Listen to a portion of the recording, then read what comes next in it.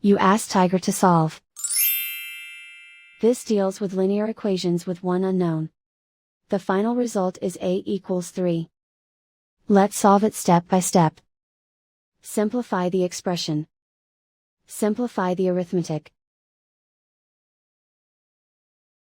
Group all constants on the right side of the equation. Add 1 to both sides.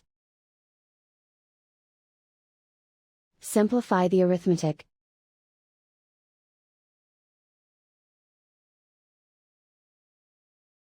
Isolate the a. Divide both sides by 13. Simplify the fraction.